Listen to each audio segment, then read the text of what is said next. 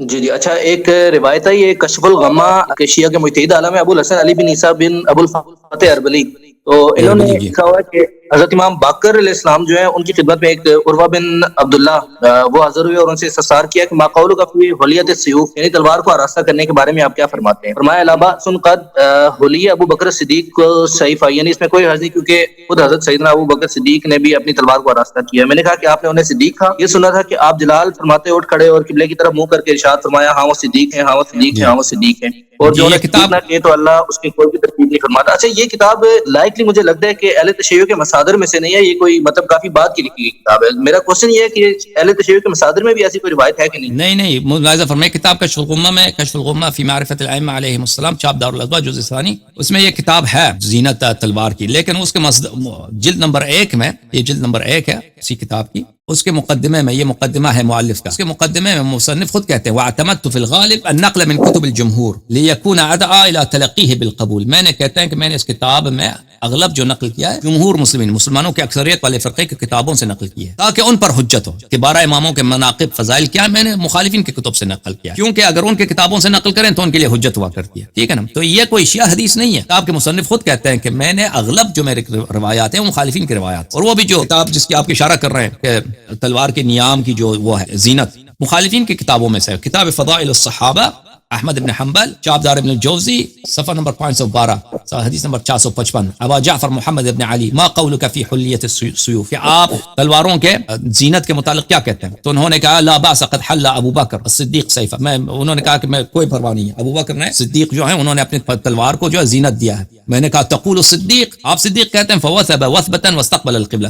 تو وہ کھڑے ہو گئے اور قبلہ رخ ہو کے کہا نعم الصدیق، نعم الصدیق، یا نعم الصدیق، نعم الصدیق، جی ہاں وہ صدیق ہیں، صدیق ہیں، بہترین صدیق ہیں، 3 مرات۔ فمن لم يقل له صدیق فلا صدق اللہ له قولا في الدنيا والآخرة، جو ان کو صدیق نہ مانے اللہ تعالیٰ اس کو دنیا و آخرت میں صدیق نہ مانے، صدیق اس کو اللہ تعالیٰ اس کے قول کی تصدیق نہ کرے۔ تو یہ احمد بن حنبل کی حدیث ہے، وہ اربلی بہت بعد میں آئے، اربلی جو ہیں، اربلی کس سال کی وفات ہے ان کی؟ اربلی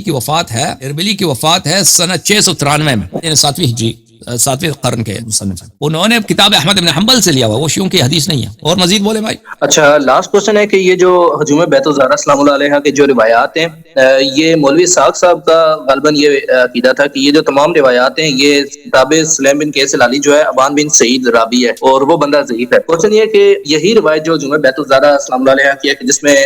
کنفد ملعون نے آپ علیہ السلام کو شہید کیا تھا یا آپ کے اوپر ضرب لگائی تھی، تو یہ سلیم بن قیس کتاب سلیم کے علاوہ کسی اور جگہ پہ بھی ہے کچھ اس کی روایات ہیں موجود؟ کتابوں میں میں آپ کو دکھاتا ہوں، تھینک یو سر۔ اب ڈاکٹر اویس بھائی، تو مولوی اسحاق نے کہا ہے کہ یہ صرف کتاب سلیم میں ہے، ان کی شہادت مختلف کتب میں ہے چیزوں۔ مولوی اسحاق غلط فہمی، ملاحظہ فرمائیے کتاب الاصول من الکافی جزء اول، چاپ دار الکتب الاسلامیہ تہران، اس کتاب میں آپ کو لے کے چلتے ہیں صفحہ نمبر 458 میں، مولد الزہرا سلام اللہ علیہا، اس باب میں یہ ہے حدیث، روایت کرتے ہیں علی بن جعفر عن اخیہ، علی بن جعفر روایت کرتے ہیں کن سے؟ اپنے بھائی حضرت امام موسیٰ کاظم علیہ السلام سے، قال ان فاطمہ صدیقۃ شہیدہ، فرمایا کہ فاطمہ زہرا سلام اللہ علیہا صدیقہ بھی ہیں اور شہیدہ ہیں، وان بنات الانبیاء لا یتمثن، انبیاء کی جو بیٹیاں ہیں ان کو حیض نہیں ہوتی۔ یہ کتاب ہے الامالی لشیخنا الصدوق، اچھا وہ اس میں بھی سلیم کا کوئی نہیں ہے، اس کتاب کافی کی جو روایت تھی نا، محمد ابن یحییٰ عن عمر کئی ابن علی عن علی ابن جعفر اخی عن اخیہ ابی الحسن علیہ السلام، اس میں سلیم نہیں۔ کتاب اعمالی صدوق رضی اللہ تعالی عنہ رحمۃ اللہ علیہ، چاپ المطبع الحیدریہ بن نجف الاشرف سنہ 1970 میں کتاب چھپی ہے۔ یہاں پہ آپ کو لے کے چلتے ہیں المجلس الرابع والعشرون، 24واں مجلس، وہاں پر حدیث طویل ہے، اس حدیث میں صفحہ نمبر 100 میں یہاں پہ واما ابنتی فاطمہ، رسول اللہ صلی اللہ علیہ وسلم نے فرمایا کہ میری بیٹی جو فاطمہ ہے فإنها سیدۃ نساء العالمین من الاولین والآخرین وہی بضعۃ منی وہی نور عینی وفی ثمرۃ فؤادی، یہ میرے لخت جگر ہیں، یہ میرے آنکھوں کے تارے ہیں، یہ میرے دل کا میوہ ہے، یہ روح ہے التی بین جنبی، اور یہ میری حیات ہے، میری روح ہے، جو میرے دل میں جو زندگی ہے، میرے بدن میں جو روح ہے، جو نفس ہے، وہ زہرا سلام اللہ علیہا، وہی الحوراء الانسیہ، یہ جنتی خاتون، حوراء یعنی جنتی خاتون، انسیہ ظاہر میں انسان ہے، باطن میں حوریہ ہیں، جنتی ہیں، متی قامت فی محرابها بین یدی ربها جل جلالہ ظہر نورها لملائکۃ السماء کما یظہر نور الکواکب لاہل الارض، جب زہرا سلام اللہ علیہا نماز کے لیے اپنے محراب میں کھڑی ہو جاتی ہیں تو ان کے زہرا کا نور اہل سماوات کے لیے اسی طرح چمکتی ہے جیسے ستارے زمین والوں کے لیے چمکتے ہیں، اور اللہ تعالیٰ ملائکہ سے کہتے ہیں کہ کہتا ہے یا ملائکتی انظروا الی امتی فاطمہ سیدۃ امائی قائمۃ بین یدی ترتعد فرائصها من خیفتي، اے ملائکہ دیکھ لو کہ میری جو کنیز ہے، میری جو بندہ ہے حضرت زہرا سلام اللہ علیہا، یہ میرے تمام کنیزوں کا، میرے تمام اماں کا یہ سردار ہے، سیدہ، یہ میرے لیے نماز کے لیے کھڑی ہو گئی، اور ان کے جو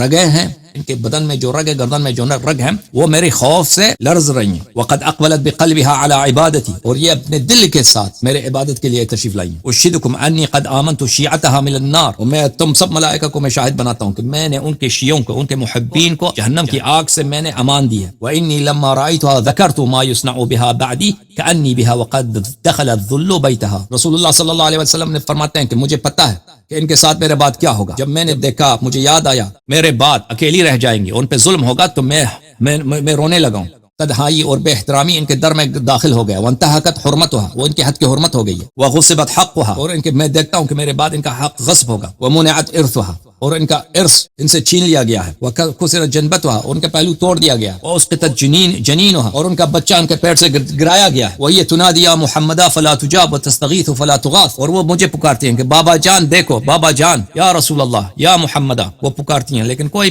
میں اس وقت دنیا میں نہیں ہوں گا کہ میں ان کی مدد کے لیے آ جاؤں۔ وہ مدد کے لیے غوث استغاثہ کرتی ہیں کہ ہے میرا کوئی مدد دینے والا، تو کوئی ان کا مدد دینے والا نہیں ہے۔ فلا تزال بعدی، وہ میرے بعد ہمیشہ محزونہ مکروبہ رہیں گی، واقعہ ہمیشہ روتی رہیں گی۔ اچھا، اس کے بعد بہت ساری یہاں پہ روایت ہے، اس کے بعد کہیں گے کہ حضرت زہرا سلام اللہ علیہا مجھ سے ملحق ہوں گی، فتقدم علی محزونۃ مکروبۃ مہمومۃ مغصوبۃ مقتولہ۔ حضرت زہرا سلام اللہ علیہا جب میرے پاس آئیں گی تو محزون، حزن کی حالت میں، کرب کی حالت میں، بے چینی کی حالت میں، غم کی حالت میں، مغصوب، ان کا حق غصب شدہ، اور یہ مقتولہ، شہیدہ آئیں گی میرے پاس۔ تو اس وقت میں کہوں گا اللہم لعن من ظلمہ، تو اس وقت میں دعا کروں گا اللہم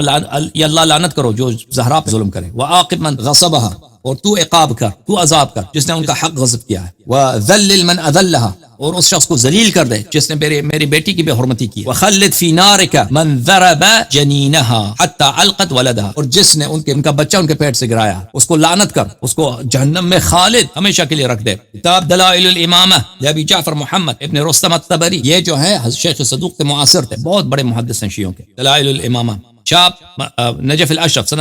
صفحہ نمبر 54 میں یہ حدیث مروی ہے حضرت ابی عبداللہ جعفر ابن محمد الصادق علیہ الصلوۃ والسلام سے، وکان سبب وفاتہ ان قنفذا مولا عمر لکزها بنعل السیف بامرہ۔ بس چھوڑ دو، یہ باتیں بڑے سخت، ٹھیک ہے نا۔ سبب شہادت زہرا سلام اللہ علیہا کا یہ ہے کہ عمر نے اپنے غلام قنفذ کو حکم دیا کہ ان کو مارو، لعنت اللہ علی من ظلم الزہرا۔